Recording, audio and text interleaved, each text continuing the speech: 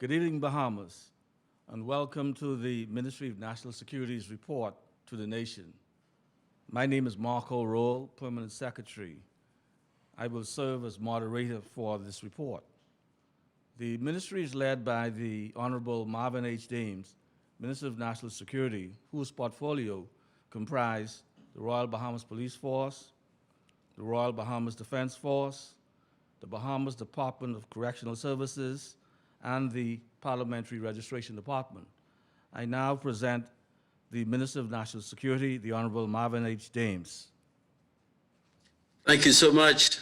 Yes, and good day, Bahamas. It is fitting that I first take this opportunity to thank the men and women of the three law enforcement agencies, the Parliamentary Registration Department, the staff of the Ministry of National Security, and their families for their continued commitment to service to the people of this great nation. Our government believes that the Bahamian people have a need to know how their elected officials are managing the affairs of the nation, especially during times of crisis. Protecting the Bahamian people from Grand Bahama in the north to Inagua in the south, from threats to their safety and security, is a priority of our government and my most important job as Minister of National Security. I truly understand that the safety and security of our nation are directly tied to its socio-economic development and undergirds its progress. The actions taken by my ministry and its agencies are designed to keep all within our borders safe, while advancing our established democratic processes. My brothers and sisters, it has been a little more than 6 months, and the ongoing crisis of COVID-19 continues to impact the socioeconomic constructs of our society, and by extension, the world. No country has proven capable enough to take this on alone. COVID-19 has put our healthcare and security structures under tremendous strain. On Sunday, March 15th of this year, the nation recorded its first case of COVID-19. To date, the Bahamas is one of 213 countries and territories around the world which have reported COVID-19 cases. This novel pandemic shows no sign of unabating anytime soon. The Ministry of National Security has been monitoring the COVID-19 pandemic since January of this year. Our agencies began systematically devising plans to mitigate the spread and to ensure that we remain focused on our strategic priorities. The Ministry of National Security and its agencies were among the first to introduce and implement its COVID-19 policies and procedures on March 17th, 2 days after the country's first positive case.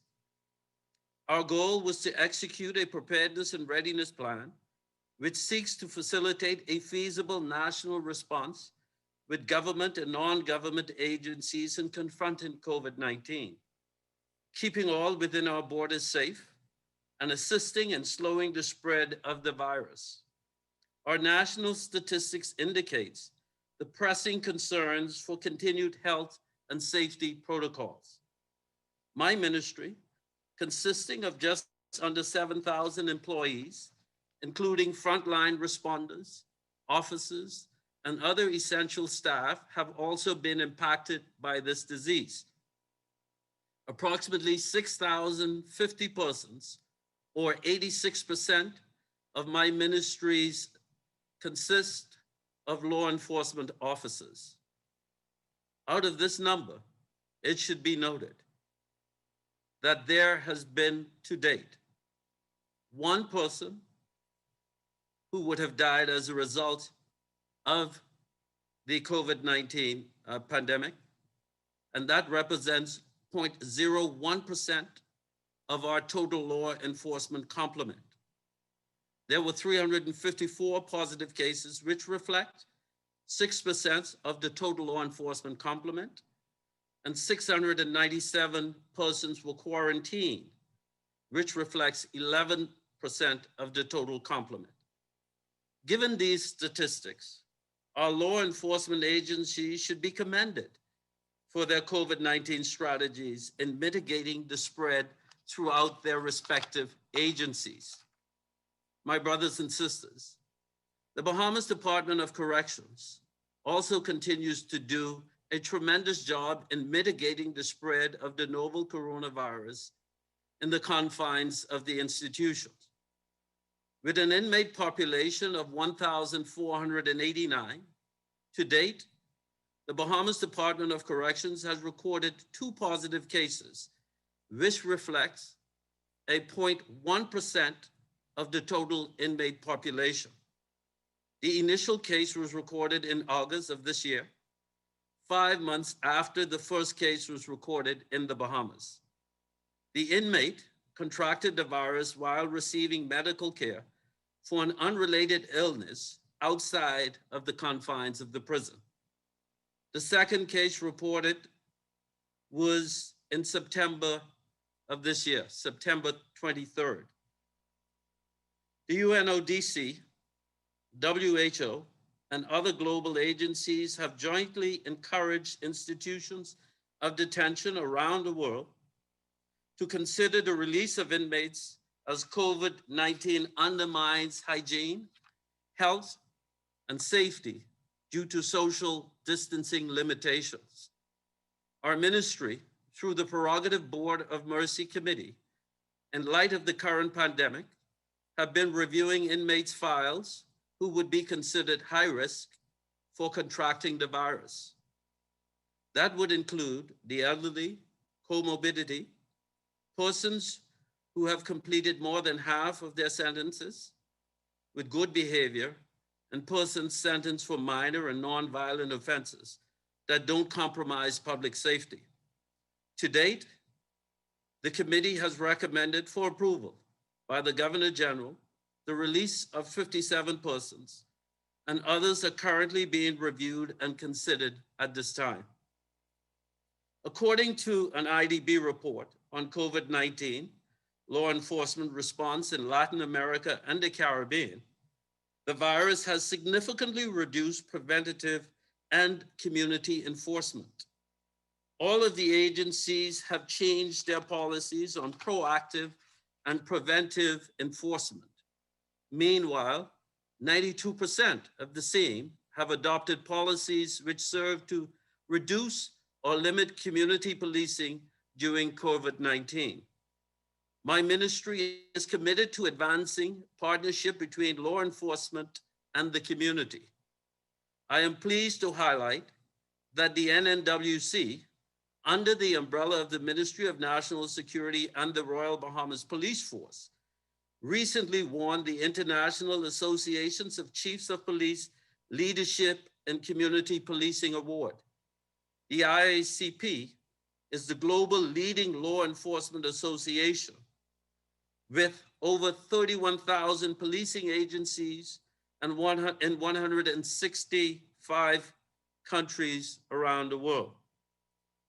We continue to make substantial progress and stay on schedule despite the challenges faced by COVID-19, using our 3-pronged approach on strategic planning, investment in human capital, development, and technology. With reference to the latter, I am pleased to share some of the successes today. In respect to our CCTV project, to date, 221 of the almost 507 cameras have been installed throughout the island of New Providence. The project is scheduled to be completed by the end of this year. The Royal Bahamas Police Force's Real-Time Crime Center has been stood up and was stood up on July 30th and is fully operational. Body and dash cameras, 200 dash and body cams were introduced to the Royal Bahamas Police Force on August 14th of this year. In respect to Marco's alert system, all of the billboards have been installed and they are presently going through a testing phase as we speak. In respect to our ankle bracelet project, we are in the vendor testing phase and will announce a winning bid sometime this month. In respect to our multi-agency drones program, we are quite active in respect to that program, and we expect our first delivery of drones on October 12th, this month. In respect to our criminal security and justice program, the tenders board process for the digitization and the modernization of the court's integrated case management system has commenced, and we expect to sign a contract sometime this month. In summary, the state of safety and security relative to criminal offenses and rehabilitative matters is good. There remains work to be done. In short, crime is once again trending downward by 10% compared to last year this time. Recidivism has been reduced to 14%, and if the trend continues, it will reflect a 2% percentage point decrease from last year when it stood at 16%. Meanwhile, illegal poaching and drug smuggling interdictions are up, 6 interceptions in respect to illegal poaching and 884 pounds of marijuana seized, respectively. The impact on the Parliamentary Registration Department is evident. The virus has hindered participation in a most treasured democratic process that is fundamental to our democracy. To date, both our local government and school board elections have been postponed. Like 70 other countries around the world, the electoral processes have been impacted by the outbreak of the virus. Our parliamentary commissioner and his team were scheduled to begin the voters' registration process in July of this year. However, cognizant of the health and safety concerns, the exercise was delayed. Presently, extensive research and consultation with various stakeholders is occurring, and a recommendation will be made to the government on the best way forward. We await further feedback on the consultative process, and a decision will be made on voters' registration and the public duly advised. Rest assured that our government is committed to ensuring that no eligible voter will be disenfranchised due to COVID-19. My brothers and sisters, our government is fully committed to ensuring the unity in the socio-constructs of Bahamian culturalism and democratic principles and processes which help maintain its sovereignty and its social institutions. The socioeconomic success and sustainable development of the Bahamas is inextricably tied to the safety and security and health of its people. Each individual efforts leads to the collective safety of all. In the words of Alexander the Great, upon the conduct of each depends the fate of all. I now invite the heads of the respective law enforcement agencies under my remit to provide a report on the status of their activities during this COVID-19 period. Thank you.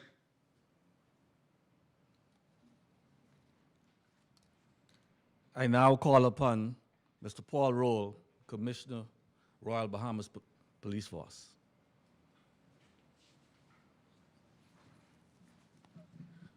Thank you very much, Mr. Roll. Ladies and gentlemen, good afternoon. Since being appointed as Commissioner of Police, I published and released my first policing plan that mapped out strategies to address crime.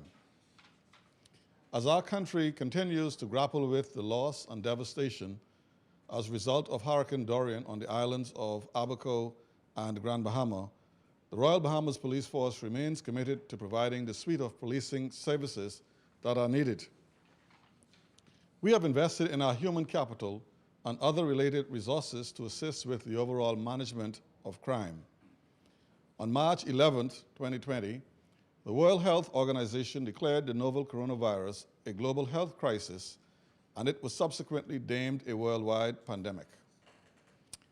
As a proactive measure, the Royal Bahamas Police Force implemented a 10-step guideline to COVID-19 to educate, inform, and prepare all members of the force for the impending eventualities.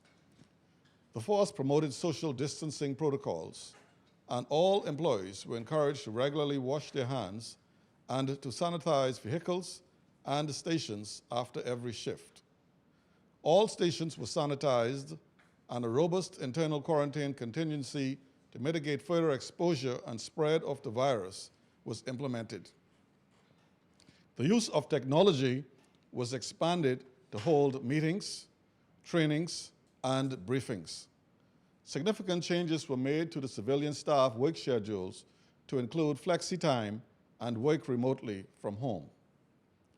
The coronavirus has impacted the entire Commonwealth of the Bahamas, including members of the Royal Bahamas Police Force. Since March of this year, 165 employees, including police officers and the civilians, have tested positive for COVID-19. In addition, 479 persons were quarantined. For expenditure, since the COVID-19, the police force expended a total of $514,000 on sanitation efforts, investing in personal protection equipment, sanitization equipment, deep cleaning of police stations, and providing food and tents for officers during lockdowns. For the safety and staff and visitors, the force is outfitting all police stations and departments with plexiglass windows, automatic temperature monitors, and has strategically placed sanitizing stations throughout the establishment. On March 15, 2020, the force established a 24-hour COVID command center at police headquarters and deployed 1,450 police officers, including 250 police officers on the Grand Bahama, and to police these emergency orders. During August, 68 COVID-19 ambassadors were deployed in Nassau to assist with this undertaking.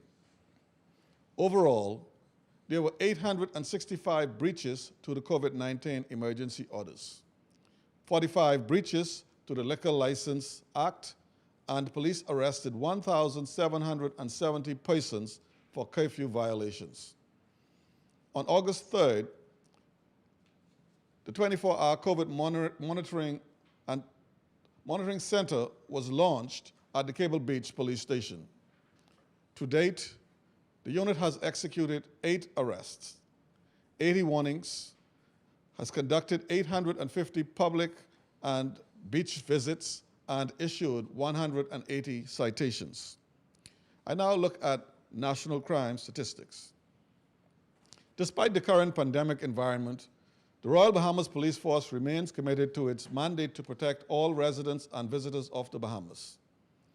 For the period January 1st to September 30th, 2020, crime decreased by 10% over the same period in 2019. Regional decreases were observed in New Providence, Grand Bahama, Abaco, and other family islands at a rate of 4%, 46%, 39%, and 4% respectively when compared to the same period in 2019. Crimes against the persons decreased by 26% with 463 incidents compared to 629 in 2019. In particular, murders decreased by 29% and armed robberies decreased by 40%. Property crimes decreased by 5% with 2,680 incidents compared to 2,817 in 2019. In particular, house breakings decreased by 26%. Notwithstanding the surge in COVID-19, significant budgetary commitments have been allocated to purchase cutting-edge technology aimed at reducing crime and creating safer communities. The government has invested $680,000 $561 to purchase 200 body-worn and dash cams for the police. 120 of these cameras were deployed in our daily operations. The ShotSpotter technology continues to reap dividends. Between March and September this year, the police responded to 272 incidents totaling 954 shots fired. This technology allows the police to receive an instant notification on their handheld device or cell phones showing the exact location of gunshots so they may respond immediately. In July this year, the government signed a contract with a local company to expand the CCTV platform by 507 cameras equipped with license plate and facial recognition technology to be installed throughout New Providence. In order to facilitate the Marcos alert system, 4 digital billboards were erected at the roundabouts at the Lyndon Pinden Airport, the R.M. Bailey Park, West Bay and Chippingham Roads, and at the S.C. McPherson School on Blue Hill Road. These billboards will facilitate the broadcast of important messages about missing children and are scheduled to be activated in short order. We now look at some of our community initiatives. As an organization with several community outreach portfolios, such as neighborhood policing, urban renewal, and the National Crime Prevention Office, the force is cognizant of those communities that were negatively impacted by the coronavirus. Early this year, the force embarked on a food drive initiative and distributed $50,000 worth of grocery between 10 policing divisions and 2 NGOs that provide daily meals to persons in need. The force also issued $20,000 worth of food vouchers, water, and face masks to residents in the Windsor Lane, Kwaku Street, Montel Heights, Nassau Village, Kiki Street, and Pinewood Gardens and Kemp Road community. Officers also distributed school supplies in the Kiki Street, St. James Road, and Pinewood Gardens communities at a cost of $3,500. Additionally, the force presented electronic tablets to the Cleveland Indians preschool to assist children who cannot afford to purchase their own. The Royal Bahamas Police Force has created 139 neighborhood watch groups throughout the Commonwealth of the Bahamas to help bridge the gap between the police and the community. Due to the exceptional work of this program, the Royal Bahamas Police Force was awarded the coveted award for community policing by the International Association of Chiefs of Police for the year 2020. As I conclude my remarks, I wish to stress that the force remains resolute in its mandate to maintain law and order throughout the Commonwealth of the Bahamas. To the men and women of the Royal Bahamas Police Force, there are no words that can adequately express the gratitude for your invaluable services. Thank you for your commitment and dedication to service. The force will continue to deploy adequate police resources to keep all residents and visitors of the Bahamas safe. Thank you.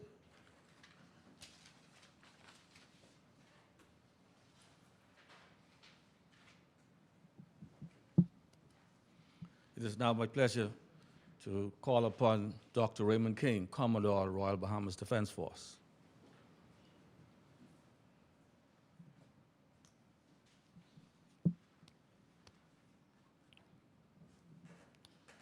Fellow Bahamians, good afternoon. The strategic mission of the Royal Bahamas Defense Force is to defend the sovereignty of the Bahamas, assist with the maintenance of law and order, and perform humanitarian tasks in conjunction with local, regional, and international partners. Strategic objectives embarked upon in 2020 to support our national security strategy included strengthening of security cooperation relationships with regional partners, developing a fused intelligence setup for real-time data sharing, and increasing the agency's maritime domain awareness through the investment in advanced technology. Following the onset of COVID-19, several initiatives were undertaken service-wide to effectively mitigate and manage the potential exposure and community spread of COVID-19. The aim was to demonstrate the necessary agility, resiliency, and commitment towards the accomplishment of our mandate. The entity's protocols included drafting and amending our infectious disease protocols, providing emergency medical care for personnel experiencing COVID-19 symptoms, and enhancing our border security posture while strengthening boarding and search procedures. As of the 30th September 2020, the COVID-19 dashboard indicates the following. The number of confirmed cases were 183. The number of active cases were 80, and the number of personal quarantine were 162. As highlighted, active COVID-19 cases as of the 30th September 2020, approximately 5% of our membership were isolated. 11% of our personnel were quarantined, or 242 members were unavailable for service duties. Alternatively, total COVID-19 cases for the period March to September 2020, 12% of our workforce were directly affected. 30% of our service members have been exposed, or 625 personnel were stood down from active duties during the 7-month period. In addition to border protection missions throughout the Commonwealth and security operations in the Northern Bahamas, the emergency power orders expanded our missions to include curfew enforcement, sentry detail at quarantine and isolation facilities, and maritime blockades. COVID-19 has been associated with direct financial implications to meet the needs linked to preventative health and safety measures. Cost drivers for the preventative health and safety measures as of the 30th September 2020 totals $324,676 to cover messing for personnel involved in the curfew enforcement exercises and sentry duties at the various quarantine and isolation facilities.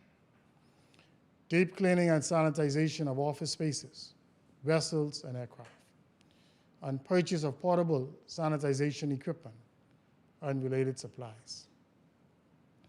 Despite the number of personnel assigned to national COVID-19 missions, our members have remained steadfast, committed, and dedicated to our national security objective of border protection against transnational threats throughout the Commonwealth of the Bahamas. Operational statistics note, among others, 94 patrols were conducted, 294 vessels were boarded, and 59 joint operations were conducted with national and regional law enforcement partners. Statistics for illegal fishing represents a 50% increase to date for 2020 due to increased vessel patrols, enhanced surveillance missions, multi-layered strategy posture, and collaborative efforts with local and regional partners. Conversely, statistics for migrant smuggling represent a 30% decline in migrant interdictions due to the organization's multi-layered strategic posture, among other operational tactics. Organizational members were also engaged with search and rescue operations in collaboration with BASRA, United States Coast Guard, and rescue volunteers. Policy and procedural changes in response to COVID-19 consist of conducting virtual meetings, enforcing mandatory temperature screenings and monitoring, and permitting personnel deemed vulnerable to work remotely from home. In support of enhancing the agency's maritime domain awareness and envisioned operations in a decentralized environment, strategic advancements and upgrades realized thus far in 2020 as the government reprioritizes its expenditure comprise the following: a $17.8 million commitment for the acquisition of 55 short, medium, and long-range drones for law enforcement purposes. The contract was signed on the 16th of December 2019, and the first shipment of drones are expected in country this month, with drone operations to begin in November 2020. The second, maritime surveillance system or coastal radar installation is underway and expected to be completed in 2021 at Coral Harbor Base for increased maritime domain awareness and surveillance along the southern shores of New Providence.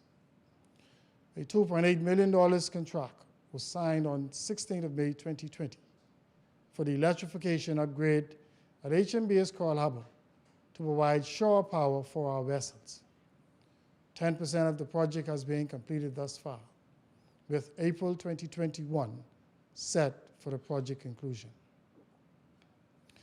As the organization moves towards decentralizing its operations, an additional $127,000 has been expended on the refurbishment of the installation situated at HMBS Matthewtown, with work scheduled for completion this month. Additionally, approximately $75,000 has been committed for electrical upgrades to the base installation and key wall at the maritime facility to provide shore power for Defense Force vessels by next month. Similarly, 15 of 33 mobile accommodation units and ancillary equipment acquired for approximately $1 million have been assembled at Gunpoint Ragged Island for staging maritime interdiction operations. The project is 90% completed with expected occupancy this month. A $1.7 million state-of-the-art ship's bridge simulator was commissioned last month to conduct bridge resource management training and equipment proficiency assessments under simulated conditions, thus ensuring the professional development of ship's commanding officers and crews.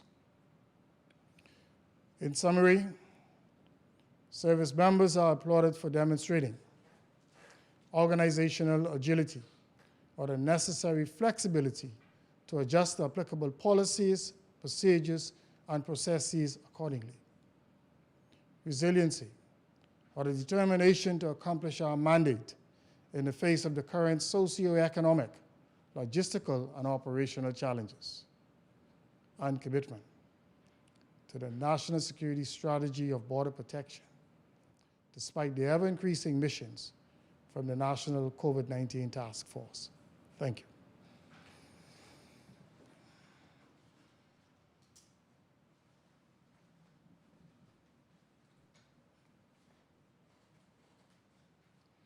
It is my pleasure once again to call on the Minister of National Security, who will present the report on behalf of the Department of Correctional Services, the Honorable Marvin Dames.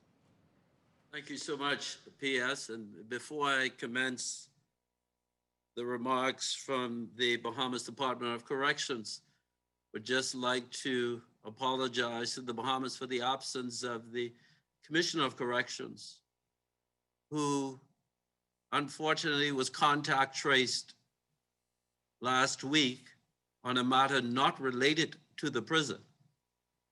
And he immediately went to get tested and got his results back today. I spoke to him. He is positive, unfortunately, but asymptomatic. He is in good spirits. We spoke at length. And so we continue to pray for he and his family at this time.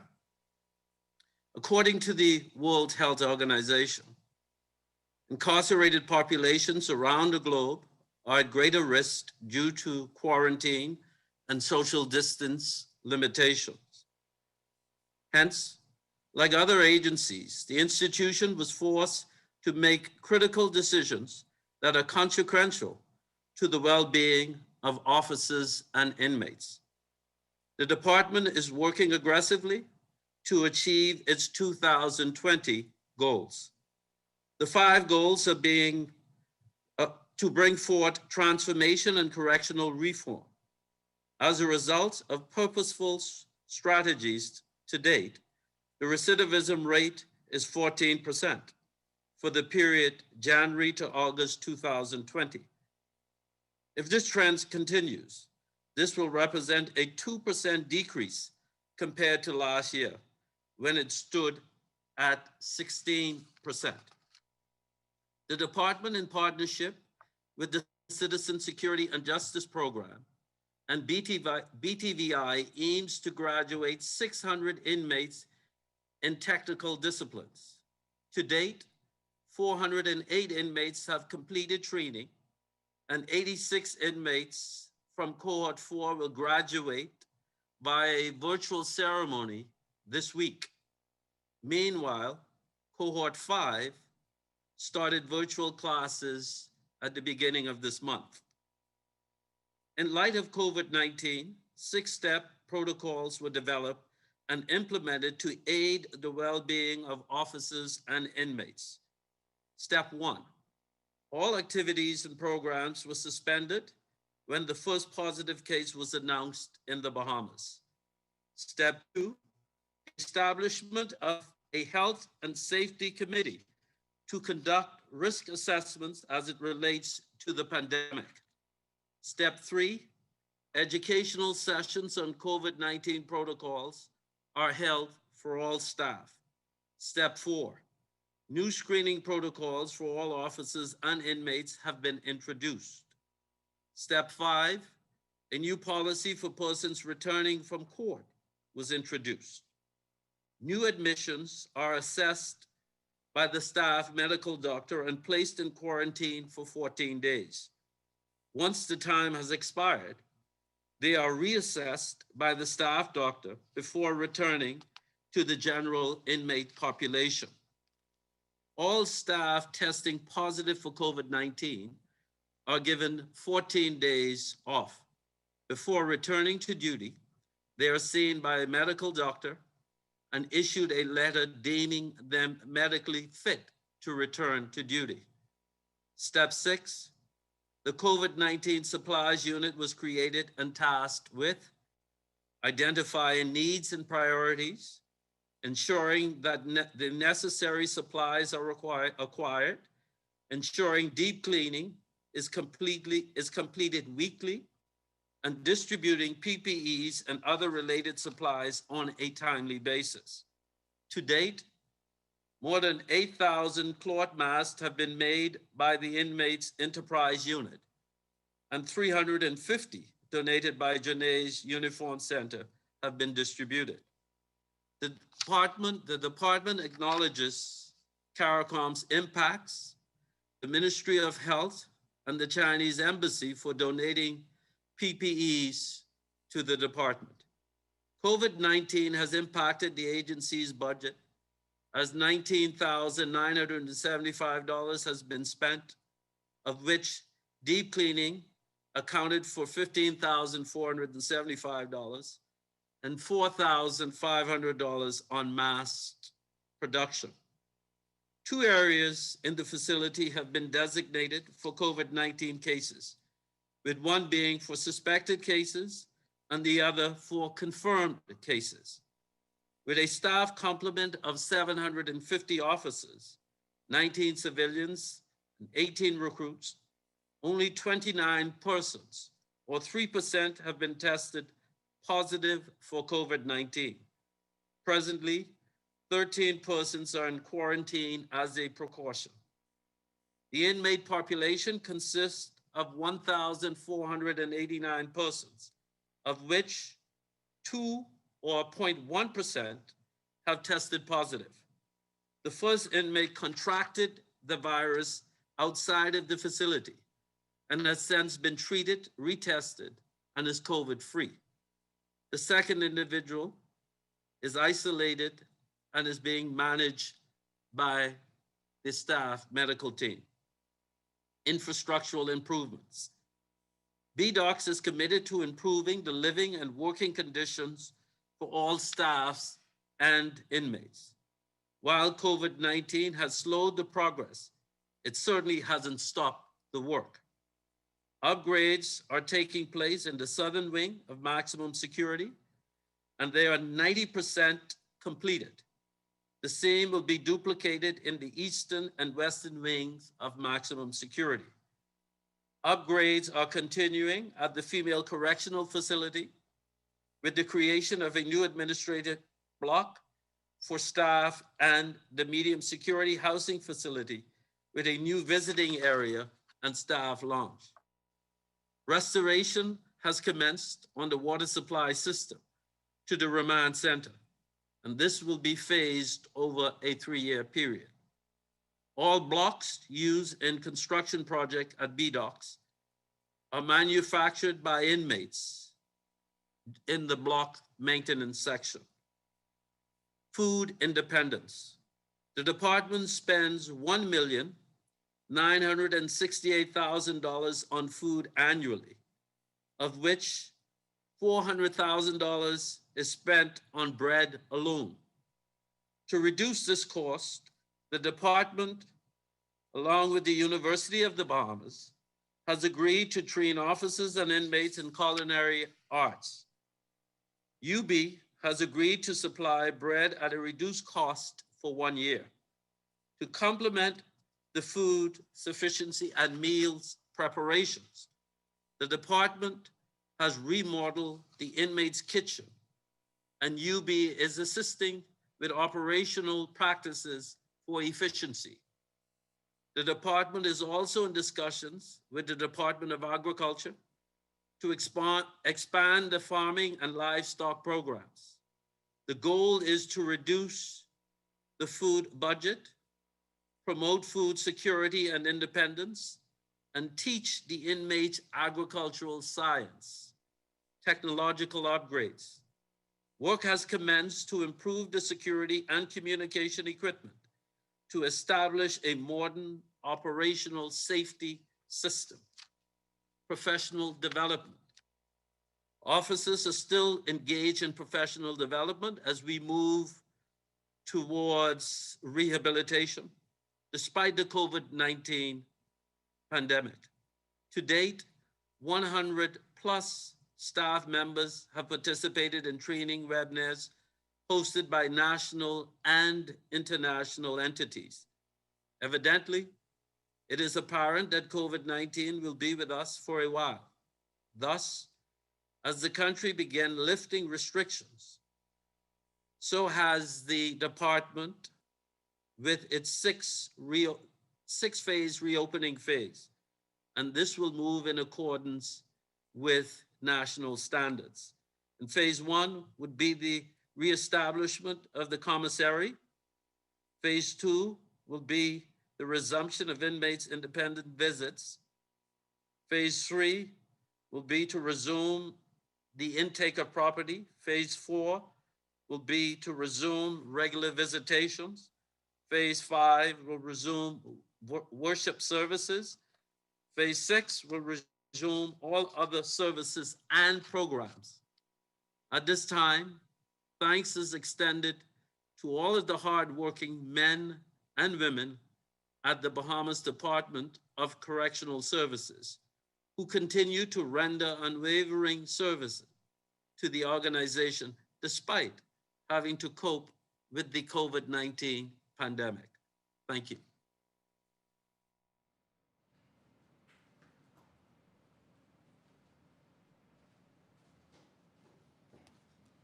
Last but not least, it is my pleasure to call on Mr. Philip Turner, Parliamentary Commissioner, Parliamentary Registration Department.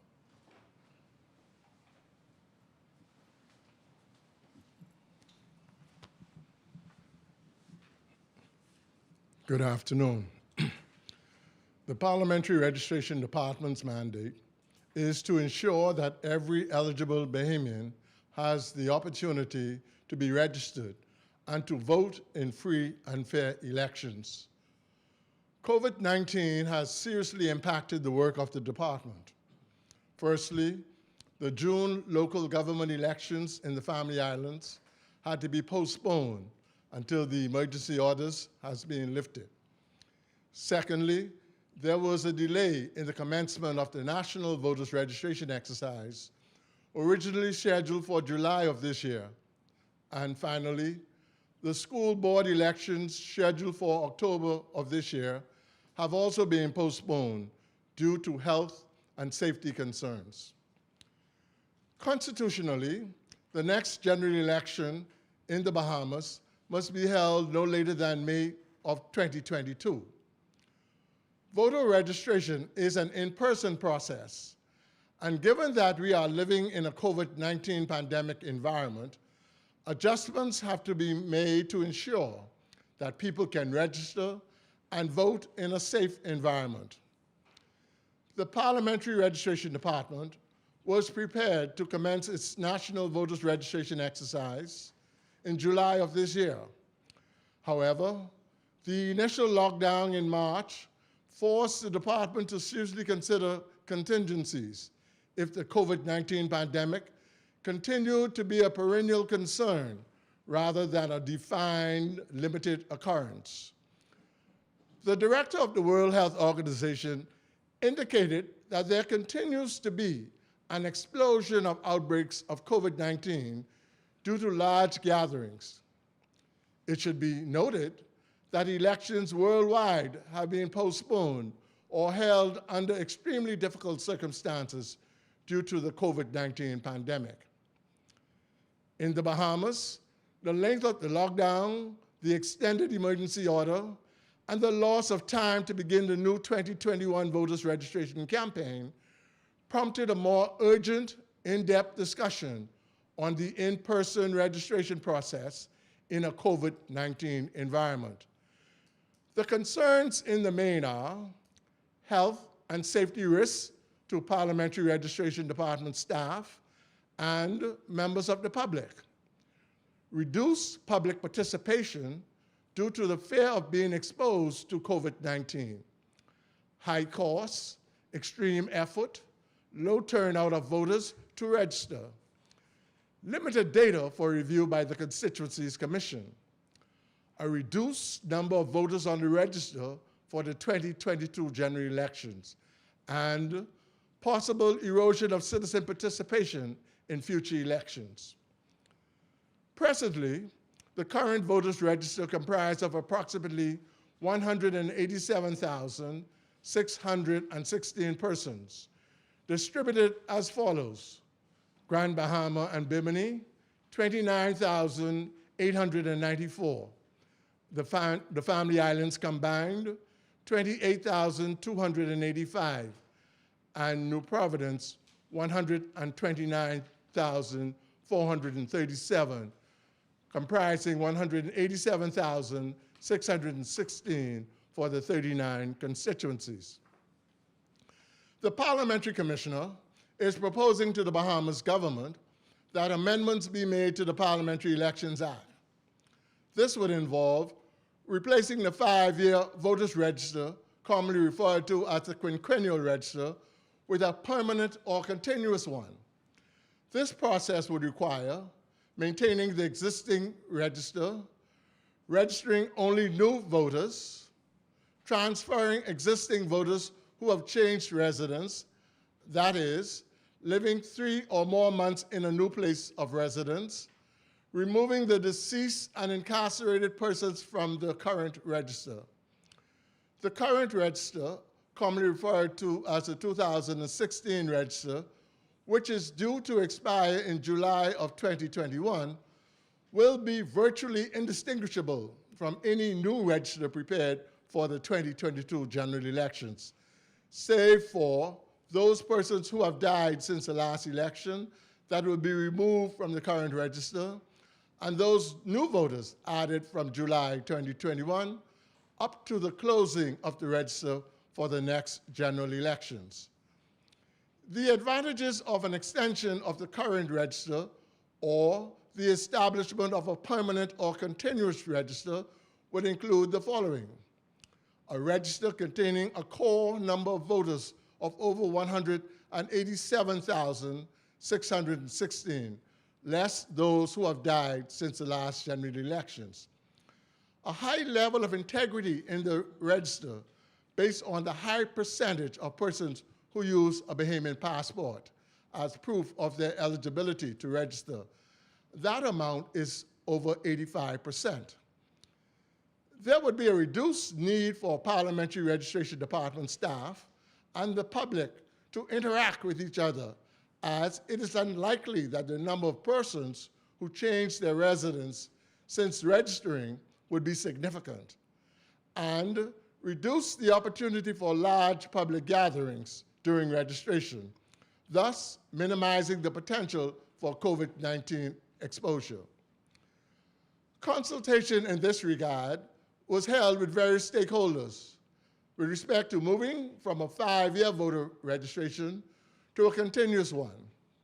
In this regard, the Parliamentary Commissioner held a briefing with the Cabinet of the Bahamas, consulted with the Free National Movement Party, the Progressive Liberal Party, the Democratic National Alliance, independent members of Parliament, the Bahamas Christian Council, the Bahamas Bar Association, and over 100 members of civil society on the various voter registration options proposed. In replacing the quinquennial register, commonly referred to as the 5-year register, with a permanent or continuous register, the Bahamas joins many countries regionally and internationally who have also made the same replacement to their voters' register or electoral lists. Some of these, among others, are Barbados, Jamaica, Trinidad and Tobago within the CARICOM states. Others include Canada, United Kingdom, Nigeria, and the Republic of South Africa among Commonwealth states. Additionally, Parliamentary Registration Department will enforce the Ministry of Health guidelines to protect the public from COVID-19. This entails the proper wearing of face masks, maintaining a physical distance of 3 to 6 feet, and regular hand washing and hand sanitizing. Also, there will be clear plexiglass barriers between all registrants and the Parliamentary Registration Department staff during voters' registration process. Further, in New Providence, there will be registration stations in the BCPOU Hall on Farrington Road, Grantstown Wesley Methodist Church Hall on Blue Hill and Meadow Streets, the Town Center Mall Post Office, the mall at Marathon, the Cable Beach Post Office, the Carmichael Road Post Office, the Elizabeth Estates Post Office, and on Grand Bahama, the registration centers will be in West End, Hawksbill, 8 Mile Rock, Freeport, and East Grand Bahama. Finally, registration centers will be at each administrator's office throughout the Family Islands. As your Parliamentary Commissioner, my mandate is to maintain a register of voters and to facilitate the administration of elections. I do believe that the aforementioned combined efforts will allow the citizens of the Bahamas to register to vote and vote their choice in a safe environment. Thank you very much.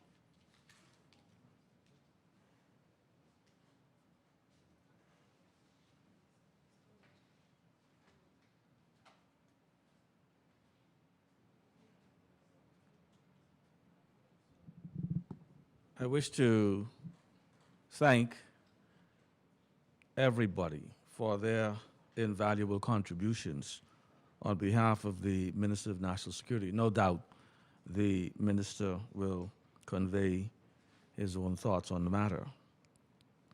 While we prepare ourselves for the second phase of this report, which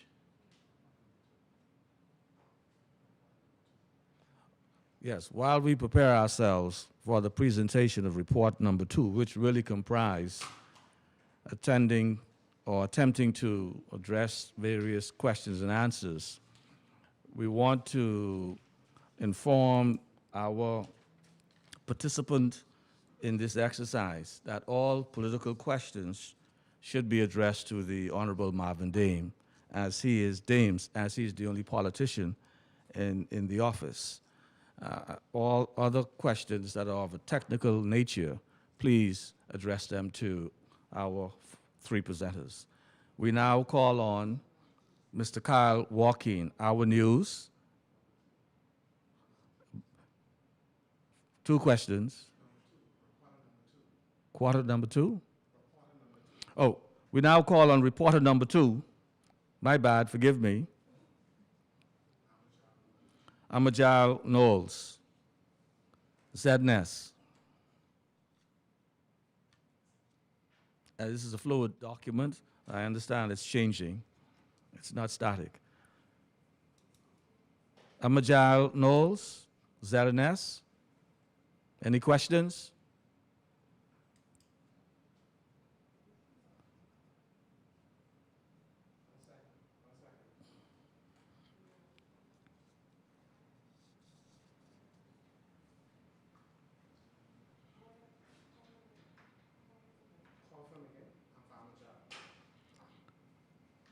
Miss Amajal Lewis, ZNS. Amajal knows. Is there any question?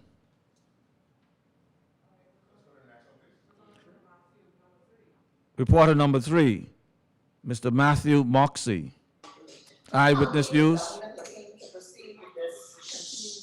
Hi, good afternoon. Could you hear me?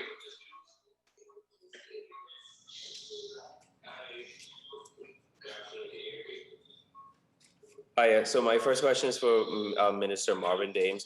Where are we with a sex offenders registry? Well, thank you so much, sir. The sex offenders regulations, as you are aware, was laid in the House of Assembly by myself late last year. And we are now working towards testing or creating a site to test the efficacies of the registry. And so, of course, as you are aware, that's going to require certainly some financial injection because we have to find a location and we also have to staff it up. And so with that in mind, we're looking at piloting a location certainly before the year is out to test the effectiveness of it. And we will move from there to introduce additional locations throughout the country as needed.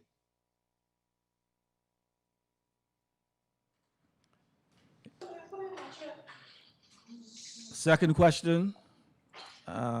Yes, my second question is for the Commodore.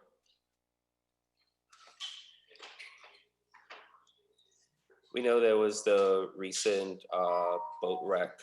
Could you please shed some light on how much that will roughly cost to repair and address, I guess, the concerns about from the public saying that boats are not, the captains of the boats are not trained or skilled?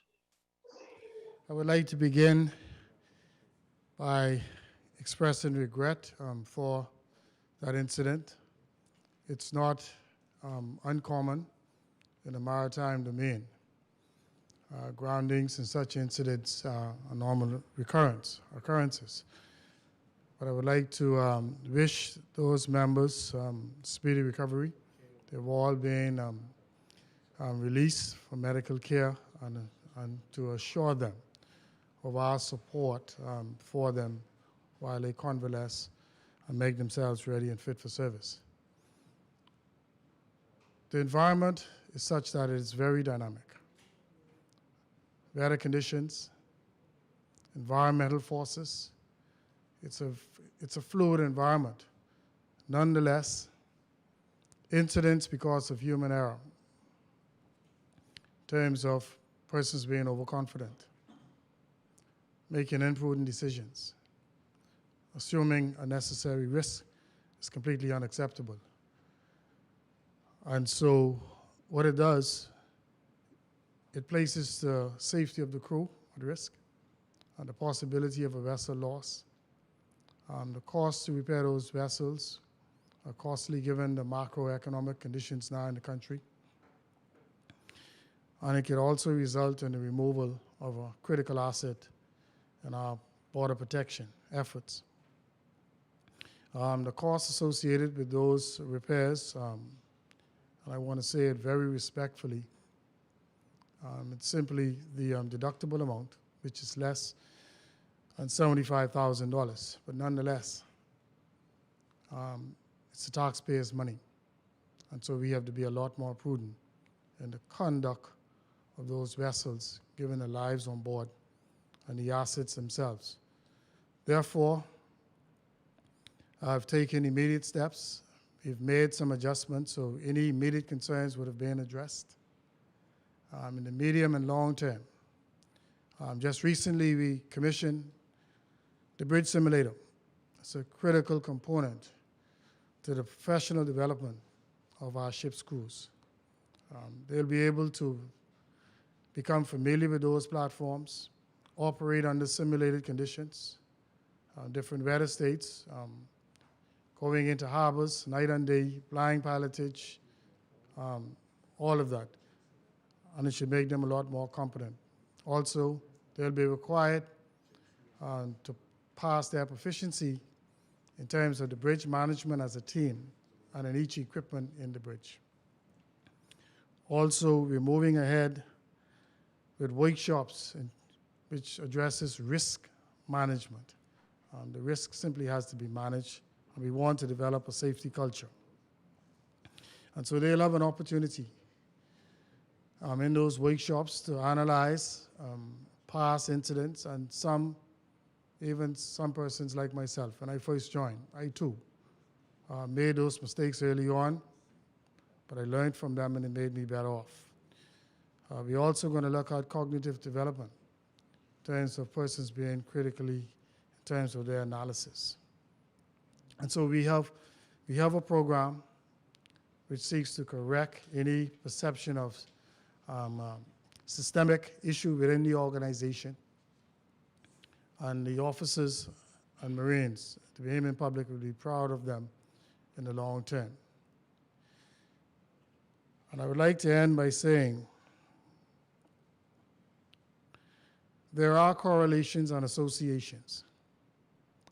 Usually the probability of incidents occur when you have new appointments, and officers have to adapt and become acquainted with the vessels, its handling characteristics, the equipment, to have reliance in the equipment itself, because even technology becomes outdated and creates and incurs errors, and the crew itself in terms of their competencies and their coordination.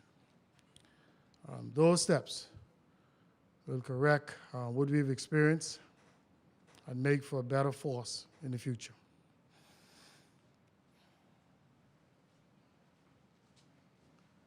I want to crave the indulgence of our listeners and our reporters. It has come to our attention that a number of the internet service providers are having some challenges with respect to power, energy, and as a result, a number of the reporters have been disconnected and they're trying to reconnect.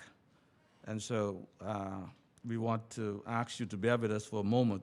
That is outside of our control, but we thought to make mention thereof. At this time, I would like to revert to Amajal Knowles, I understand, who has now rejoined us from ZNES. Amajal, Miss Knowles? Oh, Mr. Knowles. I don't know his names. Knowles, ZNES? Are they back on yet?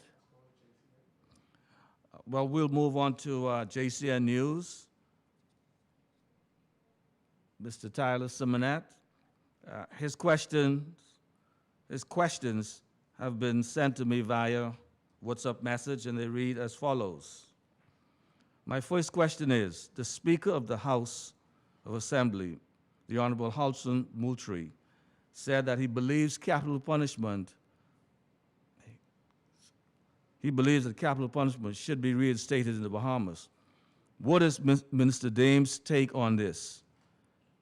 Will the Bahamas soon see capital punishment as a sentencing for lawbreakers? Minister Dames? Thank you so much, PS, and thank you so much for the question.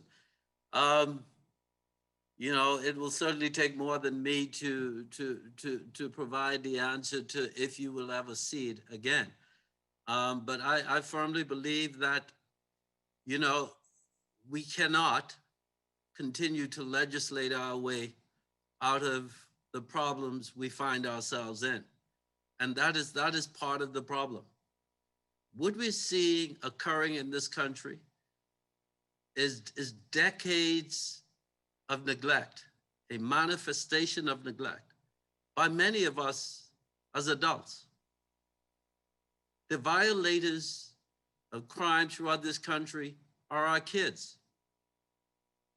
And so what does that mean? We all have a vested responsibility to play our respective roles, regardless of my views about capital punishment.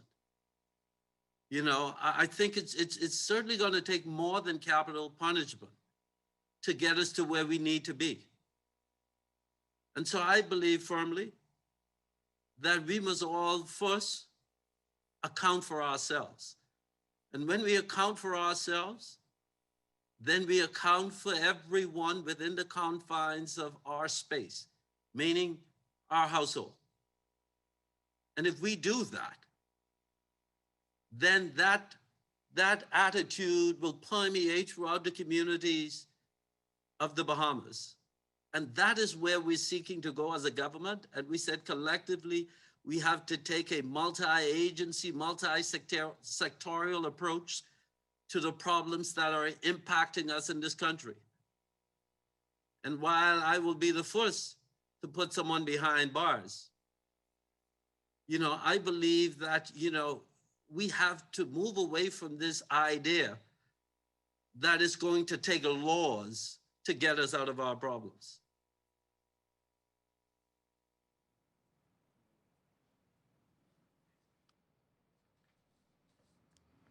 As I said earlier, a number of the reporters are having or experiencing challenges with their internet service. At this time, I would continuing with JCN News, pose the second question. In the wake of 7-year-old Ray's Williams being shot, a double homicide with a mother and daughter, and the shooting of a father and son in Electoral, what is being done specifically in regards to gun control in the Bahamas?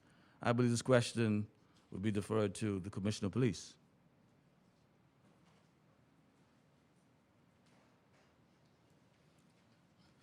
Thank you very much for your question. I would say that the Royal Bahamas Police Force, we continue to work with our international and regional partners in our efforts to stamp out the flow of firearms, illegal firearms, into this country.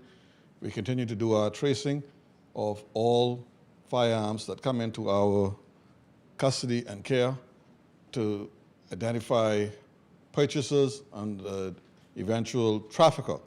We can identify them and we pursue them. And we've already had persons indicted for firearm trafficking in the United States, and we are recovering firearms on a daily basis here in the Commonwealth of the Bahamas every day. Thank you.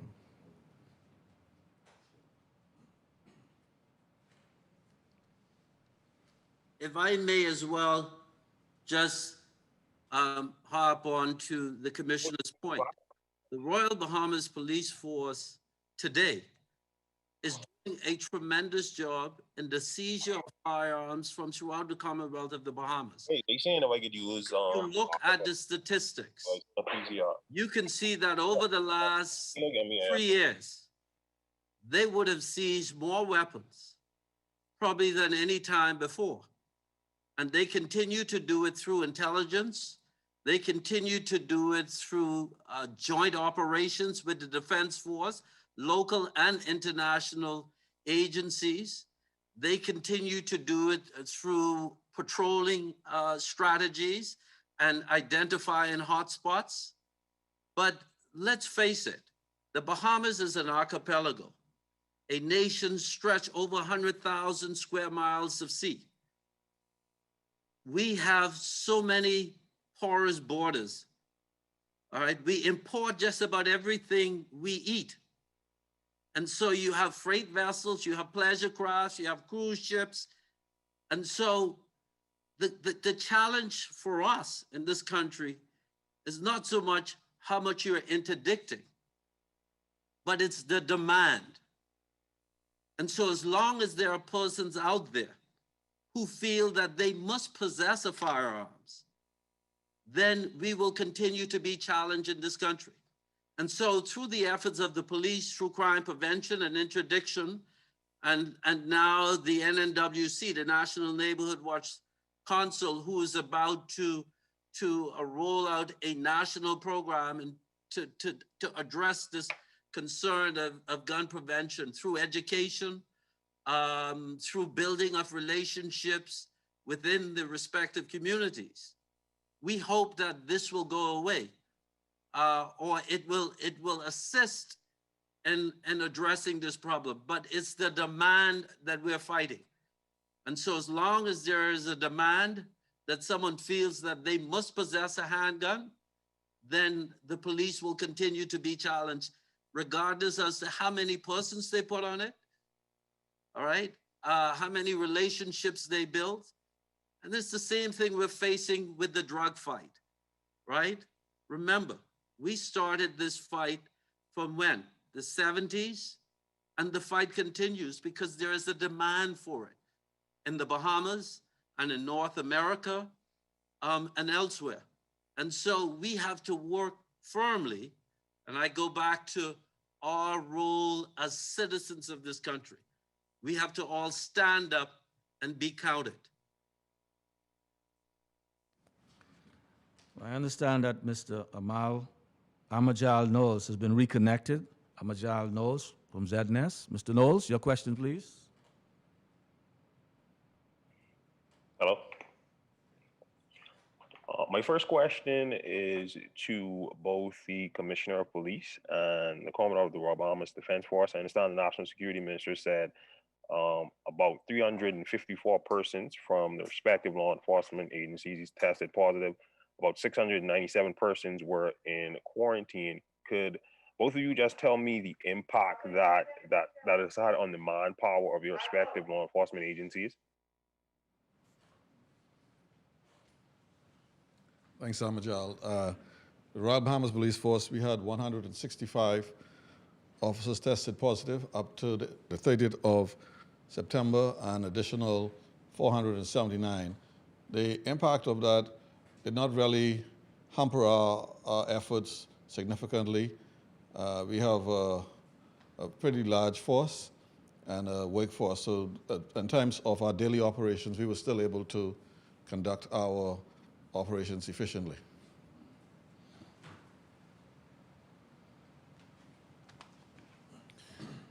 Similarly, our numbers relatively high, but it didn't occur over one discrete period. So over the period of 7 months, we would have had to stand down some 90 persons on average, which works out to about 5% of the force complement. And so we were able to make our adjustments. And the greatest impact in all of this is working jointly with our regional and national partners, because that increases our capacity and our capabilities, regardless of the absolute numbers.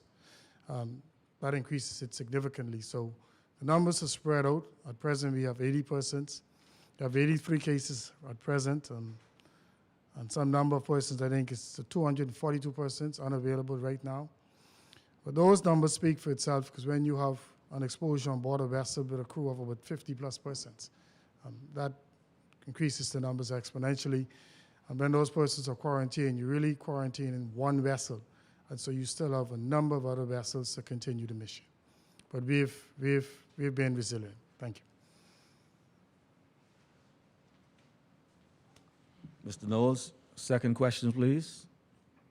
My second question is for the Commissioner of Police again in regards to the double homicide in Electoral.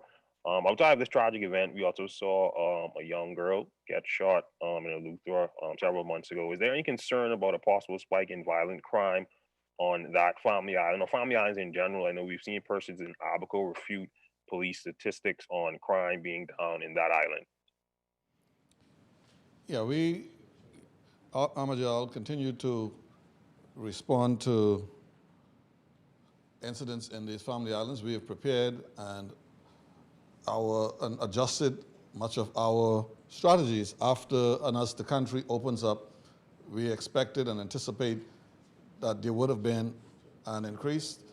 And unfortunately, at this level, nobody could have anticipated the level of gun violence, but we heard a minute ago the insatiable desire for firearms. But yes, we will continue to pursue as we see these trends. We respond to crime trends and anticipation. The islands themselves are continuing to develop, and with development, there usually is that unfortunate increase in crime.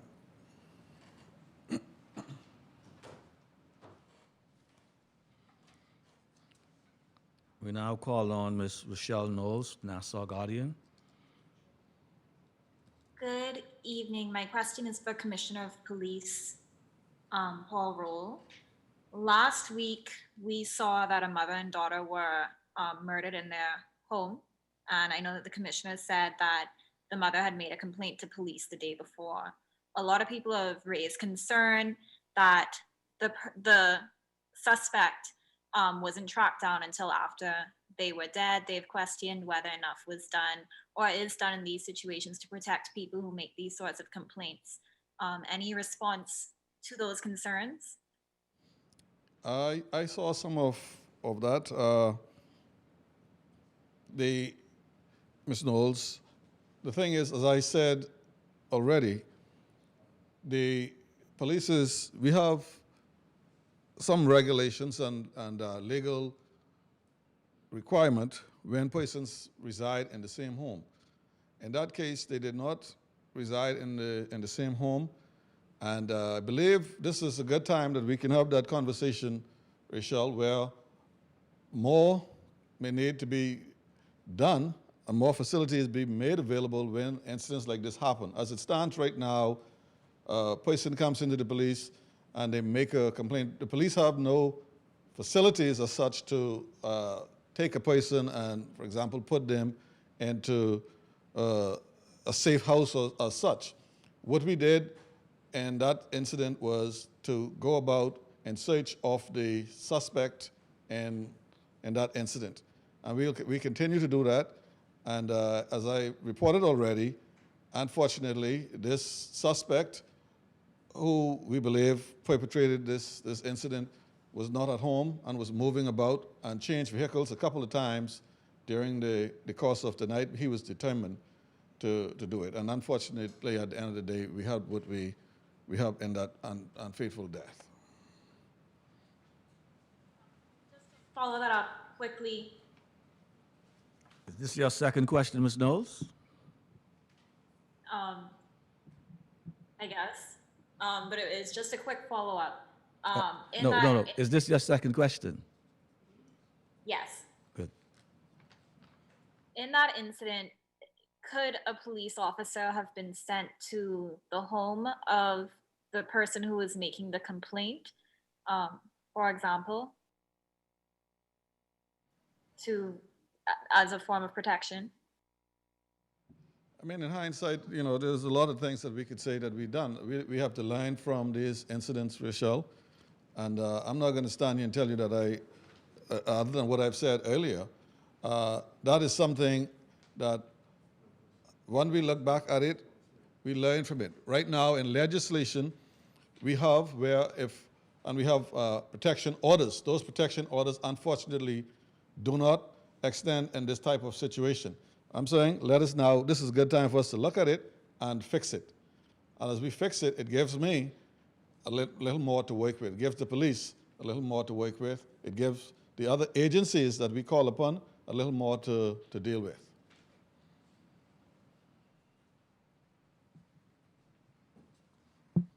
Thank you, Ms. Knowles. Moving right along.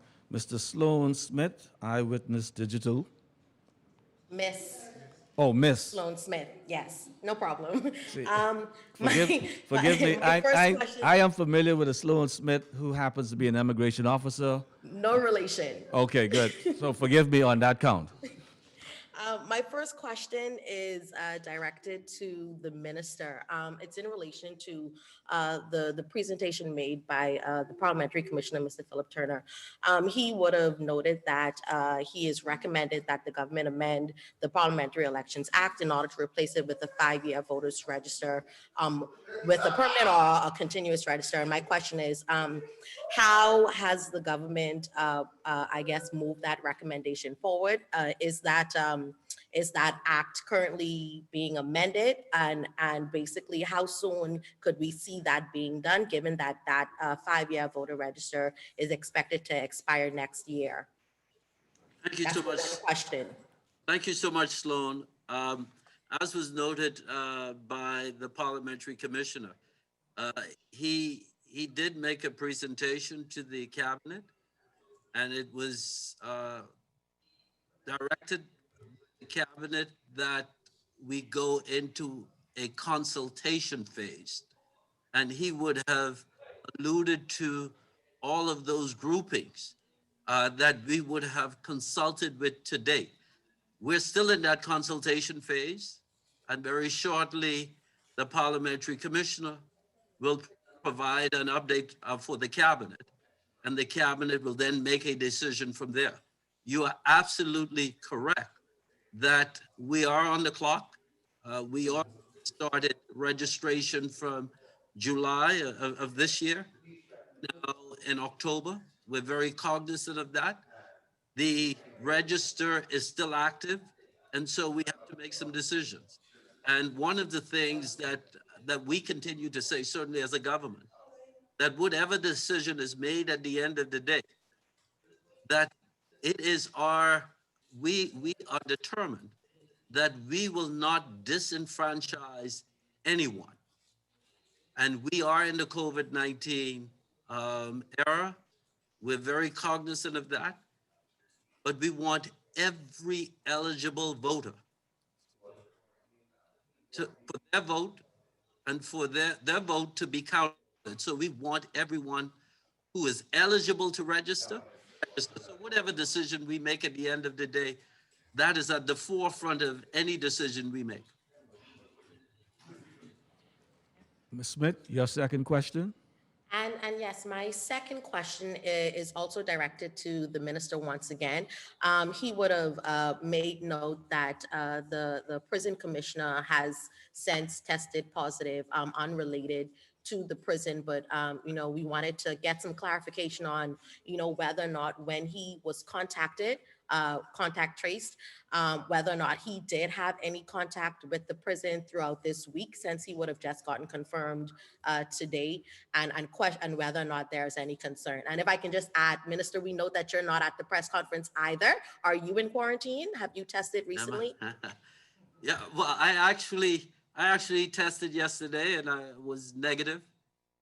And I'm going to make that a practice that I test frequently, given the nature of my job, my responsibility. I want to make certain that I when I go home at the end of the day to my family, that I am safe and that they remain safe. And so this is going to be a regular part of my life until we can get beyond this. As far as the commissioner of the prison is concerned, yeah, he was contact traced. He found out sometime last week. I can't recall what day it was, but sometime during the end of last week, he went and got tested and was able to get his results back today. I spoke to him at length. He is asymptomatic. His results came back positive. And so we will now leave it up to the health officials to do their work, to determine who he would have come in contact with. And so we await that. I mean, obviously we will take some precautions ahead to ensure that we're all safe, but certainly not a risk here at the ministry. But as far as the corrections is concerned, in his office, we'll have to look at that, and we're taking some precautionary measures even before we hear from the health officials.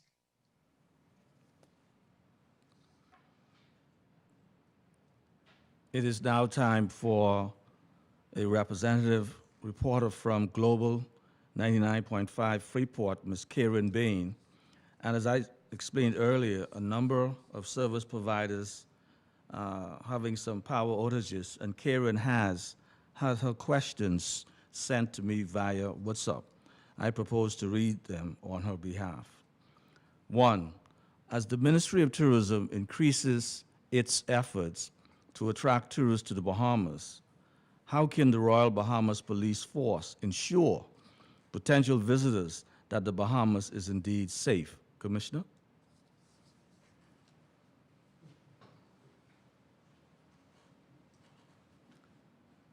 Thank you very much for that question.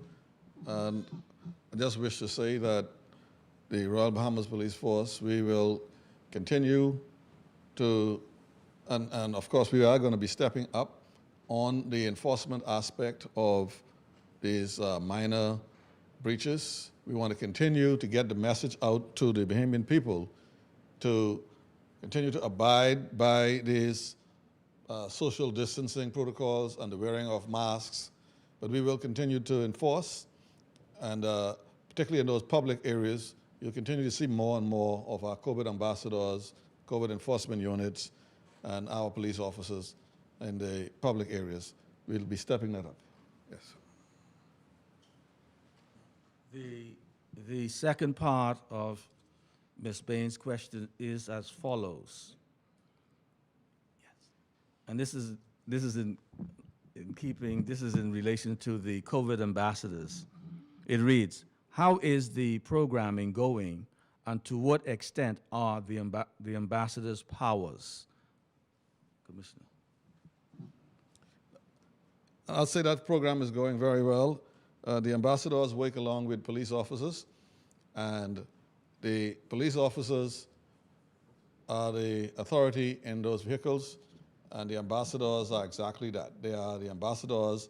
They are the ones to be assisting, and as you know, the Police Act gave the police officers the power to draw on anyone to assist as they deem necessary, but the main power rests within the police officers in the vehicle. Every vehicle has a police officer while they're out.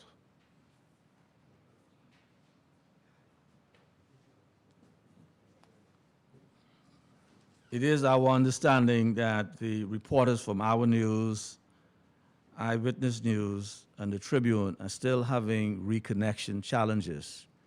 As a consequence, it is now time for us to wind down. Minister, are there any closing comments that you wish to share with us, please? Thank you so much, PS. If I may just add to the Commissioner's comments, we have these COVID ambassadors, and they're working closely with the police. The Commissioner would have alluded to the successes of that unit in just a short time. The significant amount of visits, right? The warnings, the person's charged. I mean, they're doing a yeoman's job. But this rests with each and every one of us. If we're going to beat this, we must all come to the acceptance that we all have a role to play. And Bahamians are still fighting against that for the most part. You know, this is not, you against the police or against the COVID inspectors. Each and every one of us have our role. I understand that I am constantly out there. I don't want to take COVID home to my family. I'm only out there when I have to be. When I'm not, I'm at home. All right? As we have to come to the acceptance and the realization that it cannot be business as usual. This is not a party. We should not be trying to challenge the police by saying, we're going to have a party at a home somewhere. The police will never know.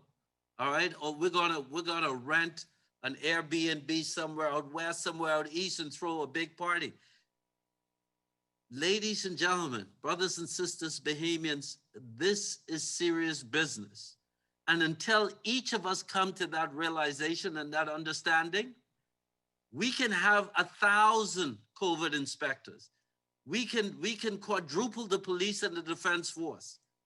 We will still be faced with this challenge. And so as we continue and move toward opening, it's incumbent upon each and every citizen of this country to understand that you ain't doing anyone a favor by not having your mask on. You're putting yourself at risk. You're putting those close to you at risk. You're putting your loved ones at risk. You're putting everyone within your sight at risk. Is that what you want?